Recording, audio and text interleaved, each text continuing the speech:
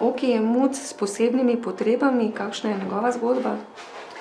Okec je bil najden v Mariboru z poškodovano očko, tukaj se je potem to operativno odstranilo, uredilo, tako da zdaj je pač tak, kot je, ampak je čisto normalen muc.